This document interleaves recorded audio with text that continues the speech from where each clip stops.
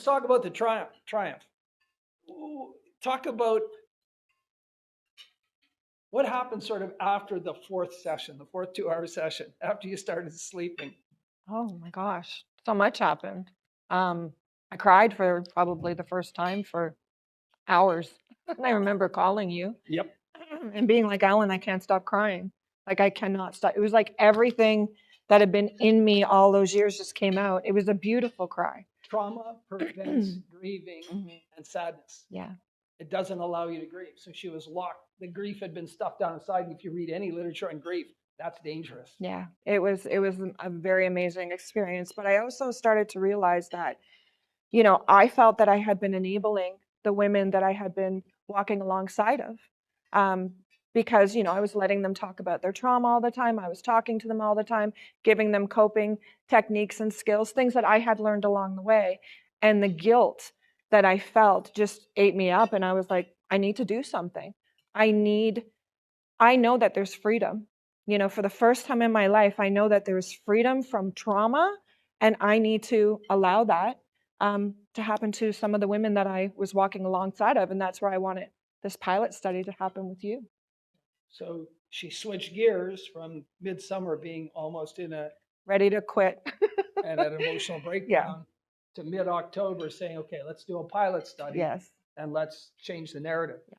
So the technologies we use have been researched. They have a greater than 92% efficacy with no recurrence. One study comes out of King's College in England. That's one of the leading research institutes in the world, where their comments, not Alan's, say that visual spatial tasking techniques, in this case, it had a brand name, RTM, 300% more effective than trauma-focused cognitive behavioral therapy in 1/6 of the time. Brick phone, smartphone. All right, brick phone, smartphone, right there. And then there's a publication on Psych Archives. You can look it up, or you can go on my research page.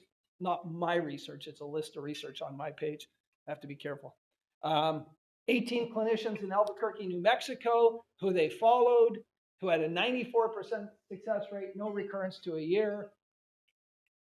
The fun part about that is I trained all 18.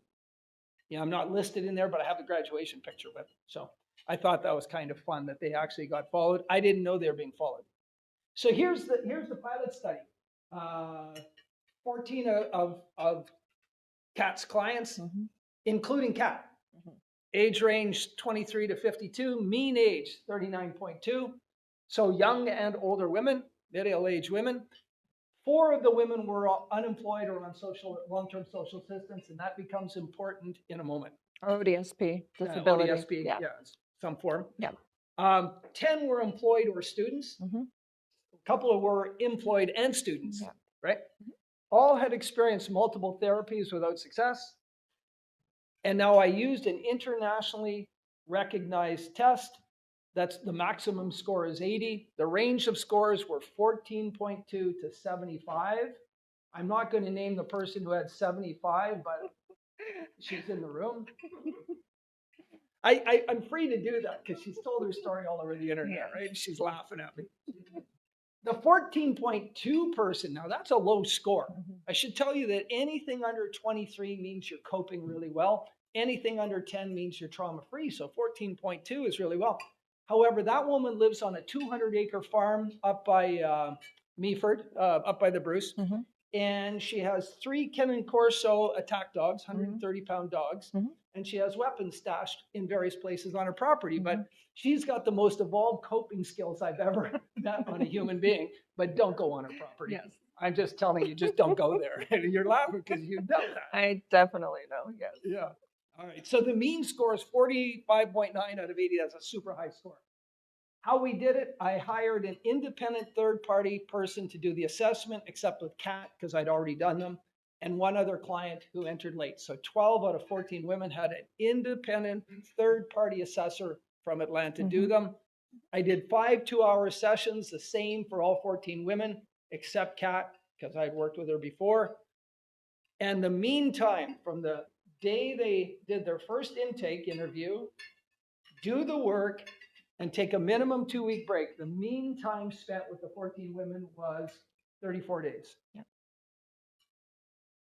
Again, if you're in psychotherapy, if you know therapy, that's rocket. That's like a launch. Here's what happened. 3 people withdrew. And they withdrew right at the session, the third 2-hour session, when we're going to start doing trauma. Now, so 11 women completed the program. 10 were radically successful. 1 had minimal success. So 10 out of 11 women had radical success. So that's a 91% efficacy. But if you take the mean scores of all 11, including the one with marginal success, their mean score was 6.1 out of a possible 80. The diagnostic threshold for trauma being 10. So the mean score, including the 1 unsuccessful one, the mean score of the 10 successful ones was 2.1 out of 80. So, that was stayed true to the research literature that's out other places about using visual spatial tasking techniques.